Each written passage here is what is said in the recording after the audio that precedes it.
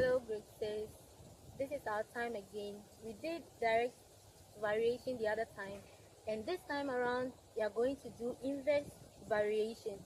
With inverse variation, unlike direct variation, we said that when one quantity is increasing, the other is increasing. But with inverse variation or indirect variation, we are talking about quantities that varies inversely, such that when one quantity is increasing, the other is decreasing at the same rate. So let's take some real examples of this inverse variation. Let's go. These two cups, A and B, as the amount of water in cup A decreases, we can observe that the amount of water in cup B increases. Also, as the amount of water in cup A decreases, the space left in cup A increases.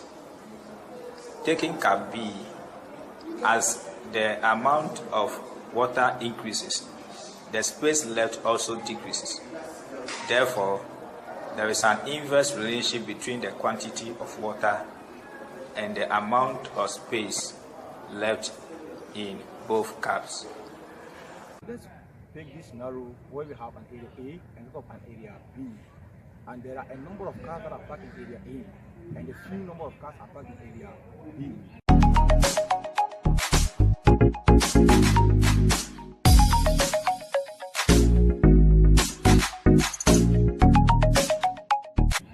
Now you could realize that as the number of cars continue to increase in area A, the number of space that will be left for additional cars to come in will definitely decrease. So when you come to the other hand, where we have a few number of cars parked in area B, you could realize that as the number of cars in area B continue to decrease, the space that will be left for additional cars to come inside will definitely increase.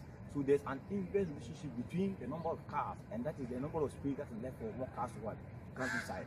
As the number of cars increases, then that way the number of space, the amount of space that will be left in for more cars to come inside will definitely decrease. Wow, that was two great real life examples. Now let's get to the classroom and see how to calculate this inverse variation mathematically. Okay. Let's consider the example on the board. It says, which of the following tables show inverse variation? We have two tables, table A and table B.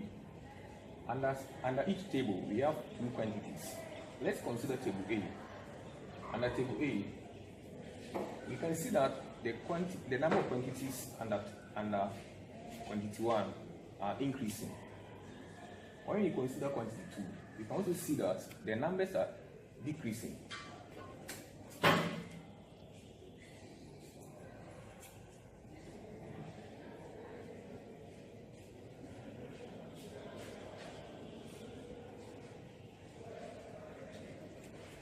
Good. Now let's consider table B.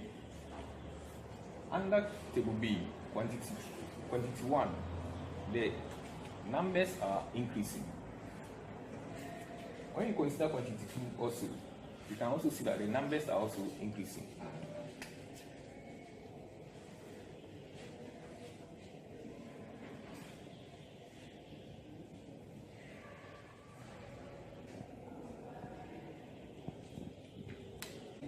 Therefore, we can conclude that there is an inverse relationship between quantity 1 and quantity 2 under table A. Okay, let's look at another example, example 2. 4 pipes can fill a tank in 70 minutes. At the same rate, how long will it take 7 pipes to fill the same tank? Here we have small table.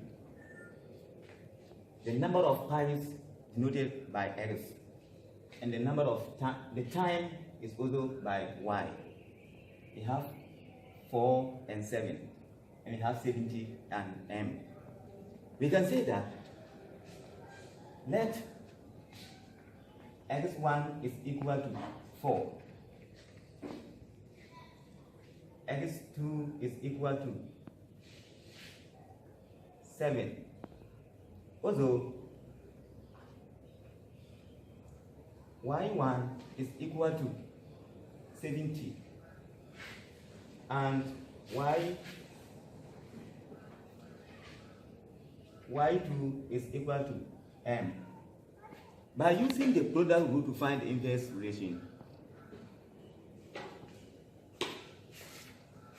we say that x1, y1 is equal to x2, y2. Here we can say that 4 by 70 should be equal to 7 by m. And then we have 280 should be equal to 7m. Before we get our m, we divide both sides by 7.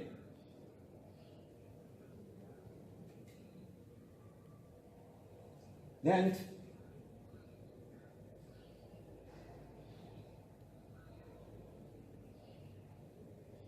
our m is equal to 40. Then coming back to our table, we can say that our m is equal to 40. We put it there. Then looking at this table, realize that as the number of pipes increased to 7, from 4 to 7, the time that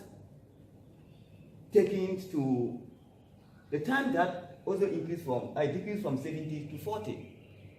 Then we realize that there's an inverse relation between the number of pipes and the time taken to fill the same tank.